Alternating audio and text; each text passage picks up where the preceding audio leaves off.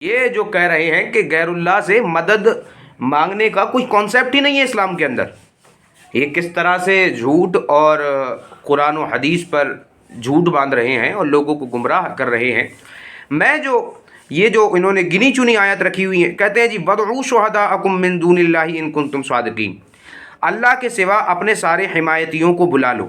تو یہ کہتے ہیں دیکھو اللہ نے تو یہ کہا، تو میں نے کہا اس کی شرح پڑھیے، تشریح پڑھیے، اس کی تفسیر پڑھیے تو آپ کو پتہ چلے گا اس میں کفار کو دعوت دی گئی ہے کہ قرآن کی ایک مثل، ایک صورت بنا کر لے آؤ اور اپنی امداد کے لیے اپنی حمایتیوں کو بلا لو۔ غیر اللہ سے مدد لینے کی اجازت دی گئی۔ میں اس پر قرآن پڑھ رہا ہوں، میں حدیث نہیں، پہلے قرآن لیجیے آپ۔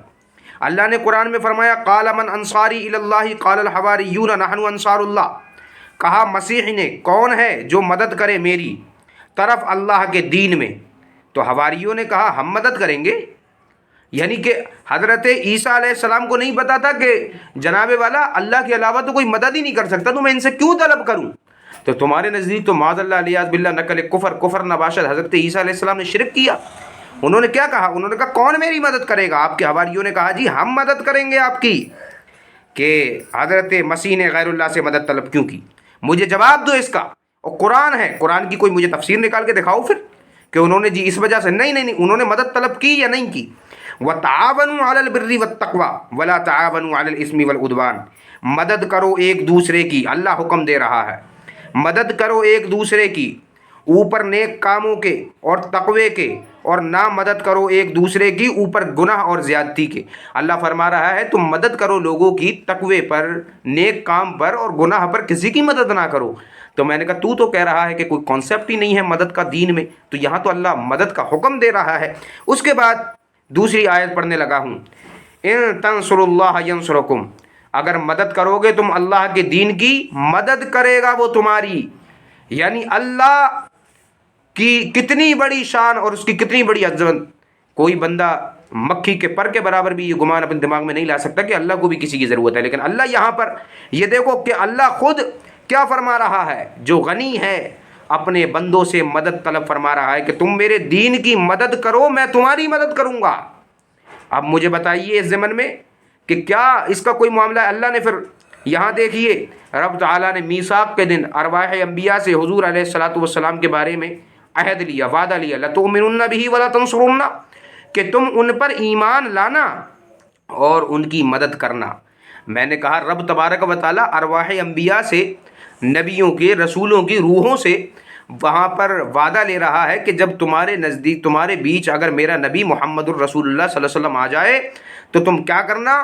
لَتُؤْمِنُنَّ بِهِ وَلَا تَنصُرُنَّ، تم ان پر ایمان لانا اور ان کی مدد کرنا۔ تو معلوم ہوا کہ اللہ کے بندوں کی مدد کا میثاق کے دن سے حکم ہے۔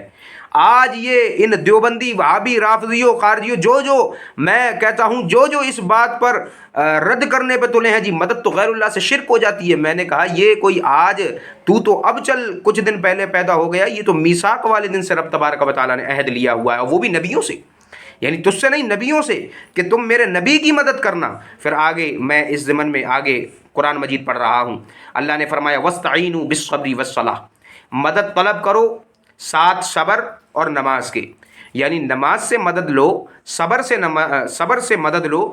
تو میں نے کہا صبر اور نماز چیز آئے کہ وہ اسلام کا ایک جو ہے وہ حصہ ہے، لیکن ہے تو اللہ تو نہیں ہے نا، ہے تو غیر اللہ۔ لیکن اللہ نے فرمایا وَاسْتَعِینُوا بِالصَّبْرِ وَالصَّلَاةِ، میں نے کہا وہ کچھ بھی ہے، نماز، صبر، کچھ بھی ہے، کتنا ہی بڑی کوئی عظمت والی چیز ہے، لیکن اللہ تو نہیں ہے تو غیر اللہ۔ تو اللہ نے فرمایا ان سے مدد طلب کرو۔ تو یہ تو اللہ حکم دے رہا ہے، معاذ اللہ علیہ باللہ کیا کہو گے، شرک کا حکم دے رہا ہے، مدد کرو۔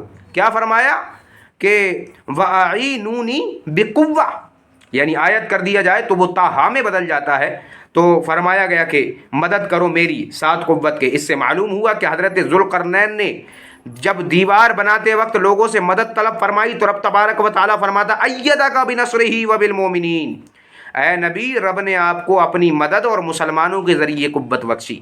یعنی اللہ نے یہ نہیں کہا صرف، اگر یہ کوئی کانسیپٹ ہوتا دیوبندی والا تو اللہ فرماتا جی میں نے مدد تمہاری کی، لیکن اللہ نے کہا نہیں، ہم نے مومنین کے ذریعے سے تمہیں قوت بخشی، ہم نے مدد کی مومنین کے ذریعے سے۔ تو یہاں وسیلے کا بھی پورا کانسیپٹ ایک آیا، اس کے ذریعے سے. لیکن یہ تو کہہ رہے ہیں نا جی نا، صرف اللہ اللہ، صرف اللہ اللہ. ہاں بابا جان فرمایا کرتے تھے محمد کا در چھوڑ کر جانے والے ہوا نہ گزارا تو پھر کیا کرو گے، ہمیں کیا، چلو تم خدا ہی کو مانو، خدا اگر نہ مانا تو پھر کیا کرو گے. اس طرح سے میں درجنوں نہیں بلکہ بہت متعدد آیات پڑھ سکتا ہوں بفضلہ تبارک و تعالیٰ کہ جس پر مدد کا پورا کانسیپٹ تبارک و تعالیٰ نے صرف اپنے ساتھ نہیں رکھا بلکہ جو ہے کہا کہ مومن بھی مددگار ہیں، فرمایا اس میں ملائکہ بھی مددگار ہیں، نبی بھی مددگار ہیں، نیک مومنین بھی مددگار ہیں، اولیاء اللہ بھی مدد. میں نے کہا یہ تمام صالحین وغیرہ کے بارے میں قرآن کہہ رہا ہے مددگار ہیں. اگر کوئی کسی کو کوئی بہت بڑا علم کا روب ہے تو وہ اس بات کا جواب دے جو میں نے آیات پڑھی کہ نہیں جی یہ آیات کا یہ معاملہ ہے، یہ آیت کا نہیں. میں ظاہر تفسیر نہیں پڑھی، میں نے ڈائریکٹ قرآن مجید پڑھ کے اس کی آیت کا ترجمہ آپ کو سنایا. تو ظاہر ہے رب تبارک و تعالیٰ نے ڈائریکٹ جب تم سے مدد کا پورا کانسیپٹ تمہیں سمجھا دیا تو اس میں پھر تفسیر تم پڑھو، میں منع نہیں کر رہا. لیکن یہاں تفسیر پڑھنے کی ضرورت بھی نہیں اگر اس حساب سے دیکھا جائے ایک مثال کے طور پر کہ ڈائریکٹ ہی قرآن مجید میں رب تبارک و تعالیٰ نے فرما دیا. استعانت کا وستعینوا بالصبر، استعانت کا لفظ وستعینوا والا استعانت سے لے لیا گیا اور وہاں پر پھر آگے پر لتؤمنن بہ ولتنصرنہ